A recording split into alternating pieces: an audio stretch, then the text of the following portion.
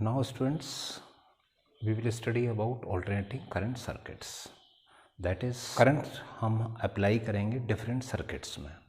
जैसे different circuits means circuit जिसमें resistance हो सकता है, जिसमें एक कॉइल हो सकती है, इंडक्टर जिसमें हम एक कैपेसिटर भी लगा सकते हैं. तो ये सब हम अलग अलग सर्किट्स में हम ऑल्टरनेटिंग करंट अप्लाई करेंगे और उसका अफेक्ट हम देखेंगे. दूसरी चीज़, जब भी हम इन ऑल्टरनेटिंग सर्किट्स को पढ़ेंगे स्टूडेंट्स, करंट सर्किट्स को पढ़ेंगे, तो उसमें एक सबसे पहली चीज़ आती है फेसर डायग्राम. फेसर डायग्राम का मतलब क्या होता है? Phasor means vector diagram. Vector diagram means it is a simple coordinate axis, and for example this is I naught and this I naught is at the angle omega t. Now this vertical axis is equivalent to, this is I naught, this is perpendicular, this is hypotenuse, this is I naught sine omega t, and it is I. So this is I is equals to I naught sine omega t. This part, AB part, represent the I naught sine omega t. This is the angle, and this angle is also called the phase angle. Okay. Now apart from this, we will study about the different types of circuits. First of all, we are going to discuss here about the alternating current circuit, that is circuit having resistance R. AC circuit having R, resistance R. Okay. Now let it is a circuit, and this is connected with the AC source. This is the resistance R, and let applied potential is V is equals to V naught sine omega t. This is applied potential. Okay. Now if this potential is applied to the resistance, and this potential is the alternating potential, if this applied potential is applied to the resistance R, then see V is equals to V naught sine omega t, applied potential. You know V, IR, according to the Ohm's law, it can be written as V naught sine omega t, or I can be written as V naught upon R sine omega t. This is the equation of the current. ये पूरा एक current की equation है students, और इस current की equation में ये जो टर्म आता है, this is the peak value of the current, peak value of the current, and the peak value of the current is I naught. So it can be written as I is equals to I naught sine omega t, where this I naught is a peak value of the current, which is equivalent to the V naught upon R. Now this is equation number 1 and this is equation number 2. Now there are basic two conclusions. See,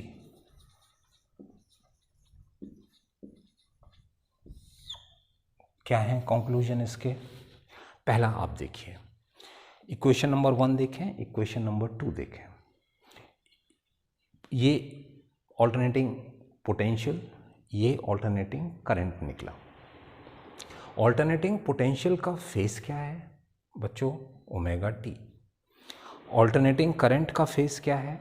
omega T. देखिए दोनों sign हैं, और इसमें face omega T, इसमें भी phase omega T. Means number 1, phase of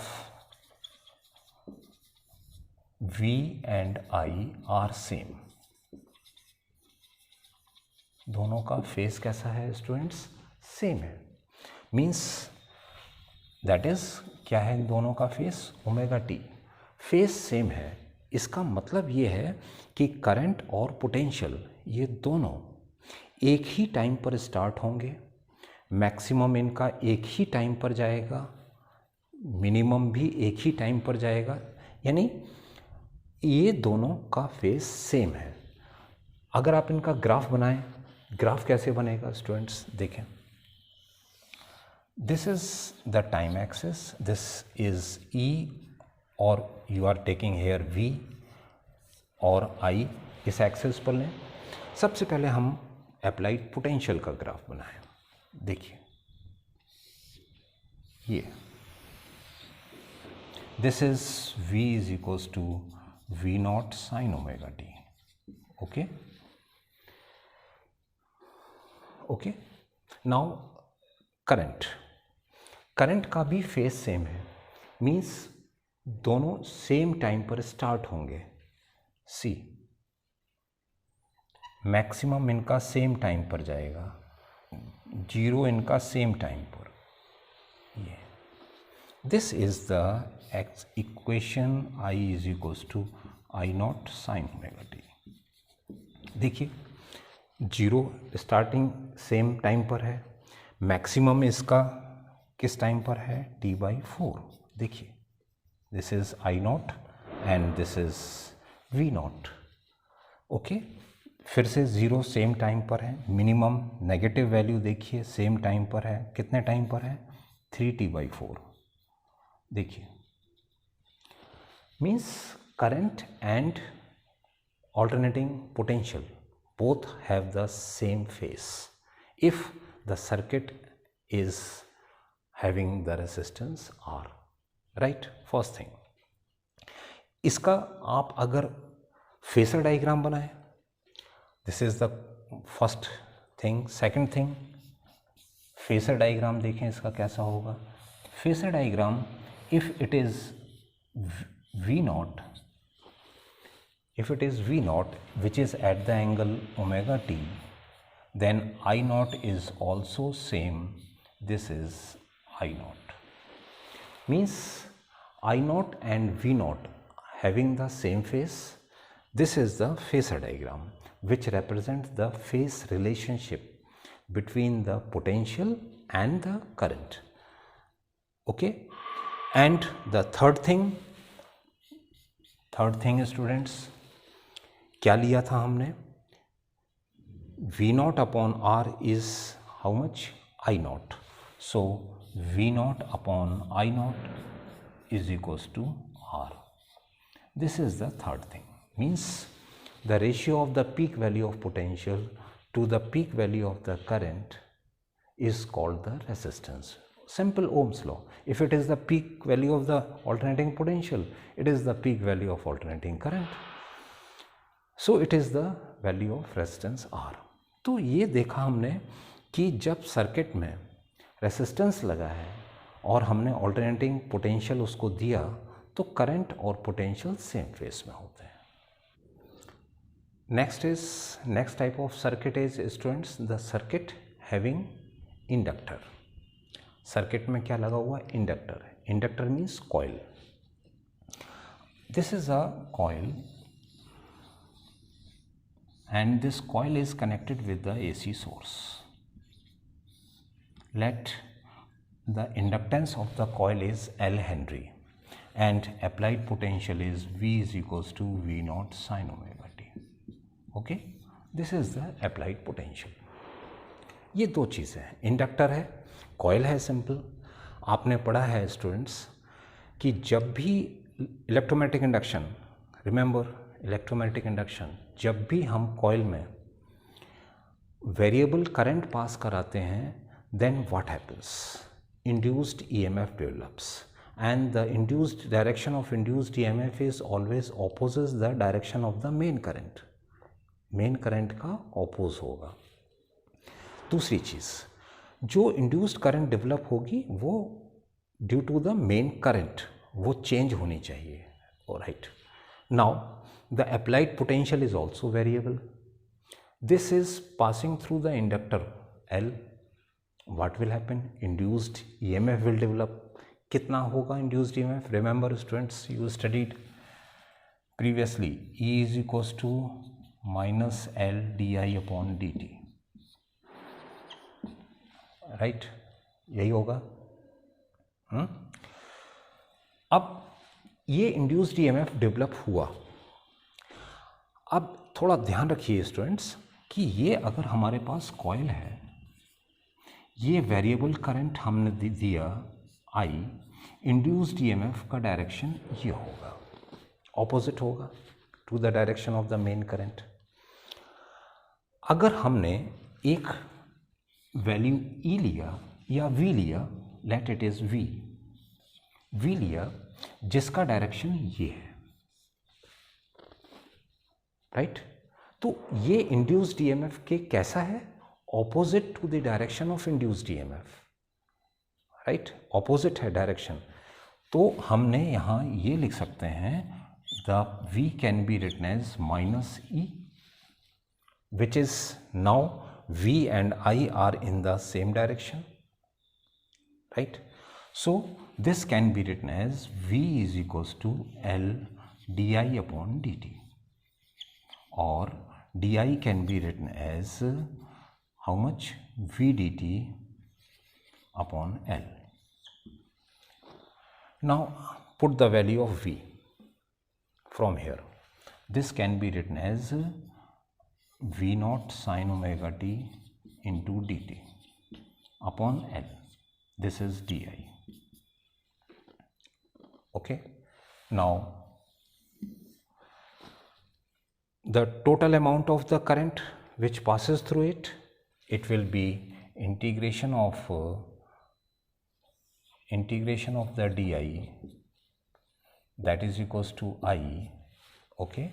It is V naught upon L integration of sin omega t dt. Okay. Integration of sin omega t. Integration of sin omega t is what? This can be written as V naught upon L, and the integration is minus cos omega t upon omega. Okay. Minus cos omega t upon omega. So this can be minus V naught upon L and omega, remaining term is cos omega t. Okay. Now this cos omega t can be written as minus V naught upon L omega. This can be written as sin pi by 2 minus omega t, sin 90 minus theta, cos theta. Okay.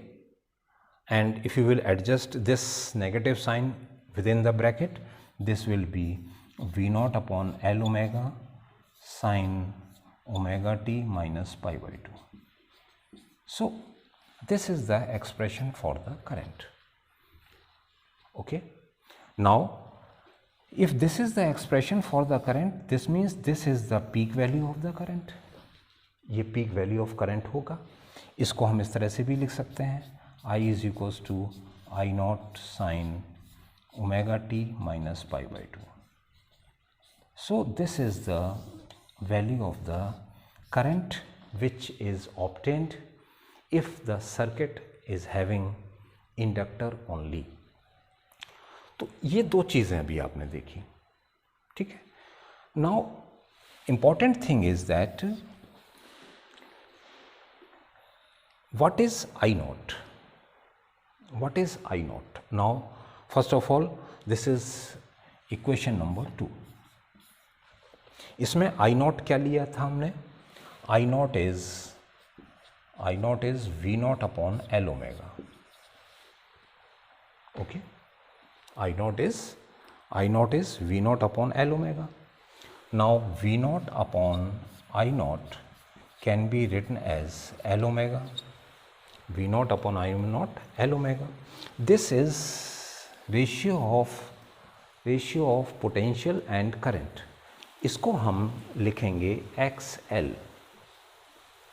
V naught upon I naught XL, and that is equals to L omega. So this is one main thing. L omega, remember XL, it is so called inductive reactance.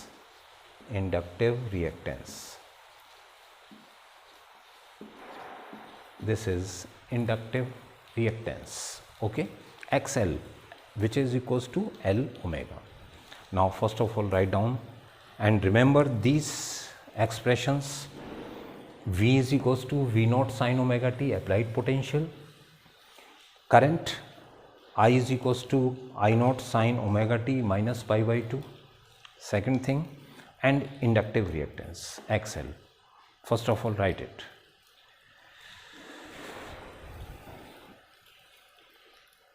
Now we will study about the inductive reactance XL. It is very important students. जैसा अभी हमने पिछले article में कहा, it is the effective opposition in the path of current when the current flows through the inductor.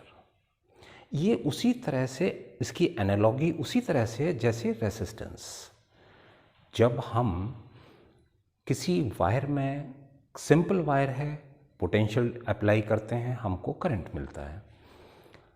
जो resistance होगा students, वो आपने देखा कि resistance of the wire basically depends upon, you know this formula, rho L upon A. Length पर depend करता है, area पर, और ये उसके फिजिकल फैक्टर्स हैं, वायर के फिजिकल फैक्टर्स हैं, और ये फैक्टर्स कांस्टेंट हैं. आप बार बार लेंथ चेंज नहीं करेंगे, एरिया चेंज नहीं करेंगे, तो रेसिस्टेंस फिक्स होगा. वायर का रेसिस्टेंस फिक्स होता है. लेकिन यही बात अगर हम उस सर्किट में करें जिसमें कि एक इंडक्टर लगा हुआ है, एक कॉइल है, जैसा अभी आपने देखा, इट इज़ अ कॉइल. तो जो इस कॉइल का सबसे पहले इंडक्टेंस है, देखें XL, ये आपने पढ़ा है V not upon I not L omega. XL, this XL is called what? Inductive reactance. This is inductive reactance.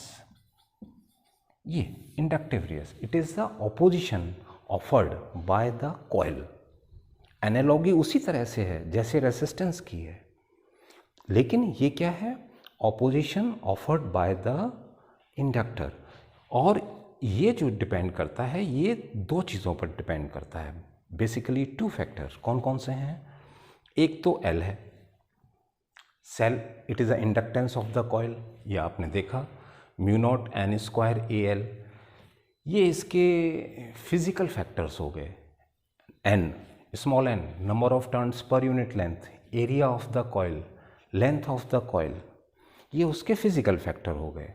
जैसे हमने रेसिस्टेंस के फिजिकल फैक्टर देखे, इसके साथ साथ स्टूडेंट्स जो XL है वो एक चीज़ पर और डिपेंड करता है, और वो है frequency of the applied potential. जो हम अप्लाइड ऑल्टरनेटिंग पोटेंशियल अप्लाई कर रहे हैं, उसकी फ्रीक्वेंसी, अगर ये फ्रीक्वेंसी ज़्यादा होगी तो जो इंडक्टिव रिएक्टेंस होगा ये भी इसका ज़्यादा होगा. स्टूडेंट्स, फिजिकल फैक्टर्स के साथ साथ, L के साथ साथ ये फ्रीक्वेंसी पर भी डिपेंड करता है. और XL इस समय फ्रीक्वेंसी पर कैसे डिपेंड कर रहा है? It is directly proportional. अगर हम सेकंड पॉइंट ग्राफ बनाएं, ग्राफ, तो ग्राफ जो होगा स्टूडेंट्स वो इस तरह का होगा. This is F, this is XL. F and XL are directly proportional. If F is 0, then XL is also 0. This point. If F increases, XL also increases. Means this is the straight line obtained. The relation between XL inductive reactance. This is the word reactance. Remember, to distinguish between the simple resistance and the resistance of the coil. इसलिए ये शब्द हम use कर रहे हैं. It is XL and frequency, the graph is a straight line. अभी पिछले article में हमने देखा frequency 0, third thing, if F is 0 then inductive reactance XL is also 0. That is, for a DC when frequency is 0, no resistance, no inductive reactance, that is inductive reactance is 0. Inductive reactance 0 होगा students, XL 0 होगा, no opposition offered।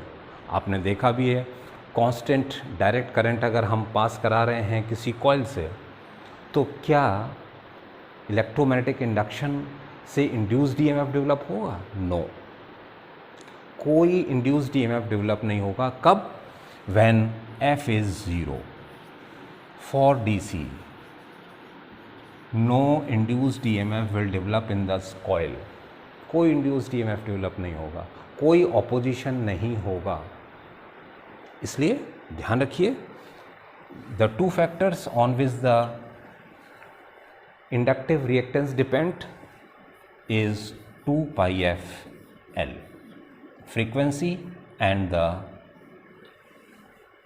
L means L is the inductance of the coil which you are using, L, and L depends upon physical factors mu naught n square AL, remember.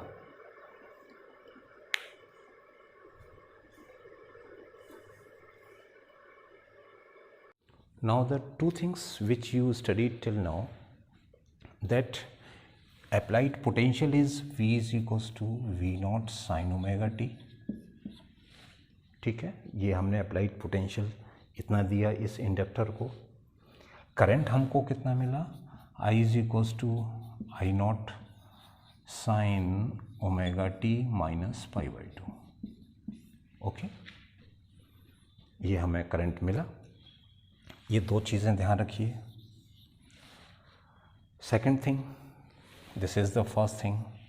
Second thing, I not आपने क्या use किया था बच्चों?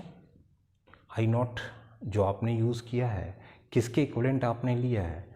This is V not upon L omega, इसी के equivalent लिया है।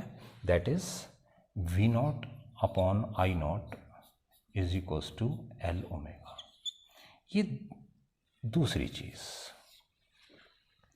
अब इसका कंक्लूजन बच्चों बहुत इंपॉर्टेंट है, and this is called the XL, and this is also known as inductive reactance. Inductive reactance. Okay, XL unit because it is V naught upon I naught, and potential volt upon ampere ohm, so L omega is that. Now XL, second thing, XL is L omega or 2 pi f into L. Omega is 2 pi upon t. Okay, so 1 upon t is frequency, 2 pi f L. Now these two terms are very very important for DC. For DC direct current, frequency is 0. If frequency is 0, what is XL? XL is 0. इसका मतलब जब direct current pass होगी, number 1 A point, if F is 0 for DC, then XL will also 0. Second thing, B part, for AC, AC has certain frequency. Okay, AC का कुछ frequency होगा। For example आपके जो घरों में हम यूज़ करते हैं, frequency of AC it is 50 hertz. तो अगर हमने इसको यहाँ पर 50 हर्ट्ज़ रखा तो it has a certain value, means XL has certain value, it has certain value. दूसरी चीज़ यहाँ देखें आप, number one point phase angle potential, applied potential का कितना था, omega T. Phase angle current का कितना है, omega T minus pi by two. ध्यान रखिए, omega T minus pi by two. So there is, remember, current is lagging behind by the angle 90 degree. Current is lagging behind, potential is ahead, right? Meaning is same, potential is ahead by how much angle, 90 degree. इसका अगर हम phasor diagram बनाएं तो कैसा होगा, देखिए, this is V naught and this is what, this is V is equals to V naught sin omega t. Okay, this is omega t. Omega t minus pi by 2 means current कहाँ होगा, current is this is I naught. This complete angle is 90 degree. 90 degree, इन दोनों का difference कितना है, phase difference कितना है, पाई by to. ये जो एक्सिस होगा ये कितने के इक्वल होगा, I is equals to I not sine omega T minus pi by two. Okay, so this is the current and this is the potential. Current is lagging behind by how much angle, 90 degree. Remember, both current and potential are not in the same phase. दोनों का vector representation same face में नहीं होगा। देखें आप, current is lagging behind. So remember these two expressions, these two things, and we will use it very frequently. कई बार हम इसको यूज करेंगे। Okay? Now we will study about the third. Third is AC circuit having capacitor. AC circuit में क्या लगा हुआ है बच्चों, एक कैपेसिटर लगा हुआ है जिसका कैपेसिटेंस C है, C farad. Applied potential, alternating potential V is equals to V naught sin omega t. Now ये फॉर्मूला स्टूडेंट्स आपने सेकंड चैप्टर में पढ़ा है, Q is equals to CV. Okay, second chapter में पढ़ा है आपने। This is I is equals to dq upon dt. ये formula, charge stored by the capacitor is directly proportional to the applied potential. Now if you will substitute the value of Q over here, then I can be written as dCV upon dt. Now C is a constant, so take it outside. Now dV upon dt. C d upon dt of V. Put the value of V, applied potential, V naught sin omega t. That is, V naught is a constant which comes outside, C V naught d sin omega t upon dt. Differentiation करिए sign का, cos omega t into omega. Okay, so this can be written as C omega V naught cos omega t. This is what, I. Okay, now see, this is cos omega t. This can be written as what? Now ये equation किसकी है बच्चों, current की है। तो अगर ये current की इक्वेशन है तो ये पूरा टर्म क्या रिप्रेजेंट करेंगे हम, किससे रिप्रेजेंट करेंगे, आई not. So this will be written as I naught and sine omega t plus pi by 2. Okay, omega t plus pi by 2. So this is the representation, जबकि हमने ये टर्म किसके equivalent लिया है, आई नॉट के। तो पहली चीज़ आई नॉट इज़ हाउ मच, कितना लिया है, सी ओमेगा वी नॉट, पहला चीज़। यहाँ से आप देखें V not upon I not is equals to 1 upon C omega, V not upon I not, and this is represented by XC, capacitive reactance, capacitive reactance। इसकी भी यूनिट क्या होगी, ओम होगी। So XC can be written as 1 upon C omega, remember this thing, okay, it's a very important, XC 1 upon C omega। second thing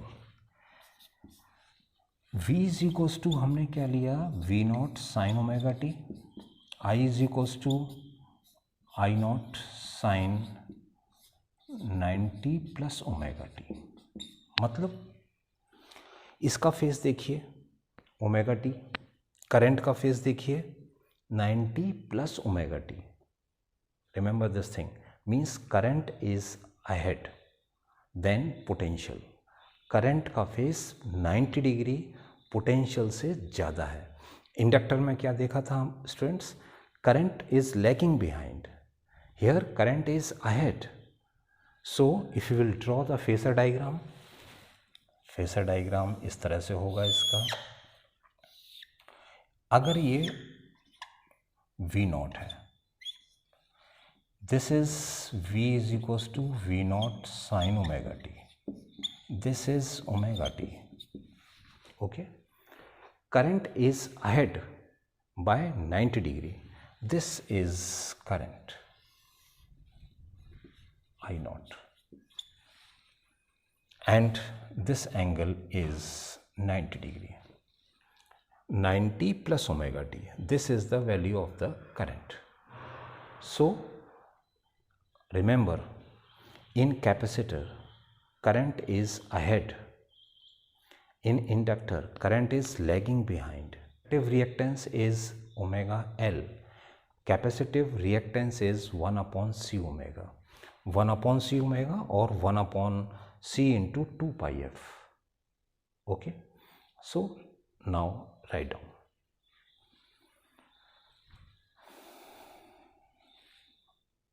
here another thing which is important is capacitive reactance, it is students basically the effective opposition offered by the capacitor in the flow of current, remember it is the opposition offered by the capacitor। analogy is just like resistance, just like resistor, analogy, remember। so this is the formula जो अभी हमने देखा, V not upon I not X C 1 upon C omega. अब यहाँ देखें X C is equals to 1 upon C into 2 pi F omega, 2 pi F frequency F. C देखें C is equals to epsilon not A upon D. ये आपको पता है कि physical factors, capacitor किन फिजिकल फैक्टर्स पर डिपेंड करता है, area of the plate, these are the dimensions of the physical factors, dimensions, area of the plate, distance between the plates. इसके साथ साथ एक्स सी अप्लाइड पोटेंशियल की फ्रीक्वेंसी पर भी डिपेंड करता है, इसलिए इसका पूरा नाम हम कैपेसिटिव रिएक्टेंस, इसका नाम कैपेसिटिव रिएक्टेंस है। एनालॉगी किसकी तरह, रेसिस्टेंस की तरह एनालॉगी। तो जो कैपेसिटिव रिएक्टेंस है कैपेसिटेंस, कैपेसिटर का कैपेसिटेंस उस पर डिपेंड करता है। दूसरा, फ्रीक्वेंसी पर इन्वर्सली प्रोपोर्शनल है, सी और एफ पर इन्वर्सली प्रोपोर्शनल है। फ्रीक्वेंसी अगर, सबसे पहले तो अगर हम इसका ग्राफ बनाएं, देखिए second thing, graph between X C and F क्या होगा स्टूडेंट्स? ग्राफ इस तरह का होगा, ये एफ, ये एक्स सी हम लें, एफ बढ़ेगा, एक्स सी कैपेसिटिव रिएक्टेंस क्या होगा? घटेगा, like this is the graph between frequency and capacitive reactance. Third thing, if f is 0 for DC, DC के लिए फ्रीक्वेंसी क्या होती है स्टूडेंट्स? 0 होती है। और अगर f 0 है तो कैपेसिटिव रिएक्टेंस क्या होगा? Infinite. No, xc is equals to infinite. मतलब क्या हुआ कि अगर किसी कैपेसिटर से हमने DC पास कराया तो उसका कैपेसिटिव रिएक्टेंस, ऑपोजिशन इनफाइनाइट होता है। और इनफाइनाइट का मतलब no DC will passes through the capacitor, capacitor से DC पास नहीं हो सकती, इट ऑफर्स इनफाइनाइट रेजिस्टेंस। और अगर हम AC पास कराएं, F has for example 50 hertz जो हम लोग यूज़ करते हैं, तो 2 पाई एफ की वैल्यू कितनी होगी स्टूडेंट्स? 2 इंटू 3.14 इंटू 50, तो ये हो जाएगी 314 रेडियंस पर सेकेंड, ओके, ओमेगा। तो एक्स सी कितना हो जाएगा? 1/314 इंटू सी, और सी की वैल्यू सब्स्टिट्यूट करें, एक्स सी मिलेगा, means it has less capacitive reactance in comparison to the DC. DC का capacitive reactance, DC का जो opposition है जब कैपेसिटर के साथ, तो capacitor maximum capacitive reactance offer करता है, मैक्सिमम ऑपोजिशन ऑफर करता है जब उसमें से क्या पास कराया जाए? DC। तो this is the meaning of the capacitive reactance.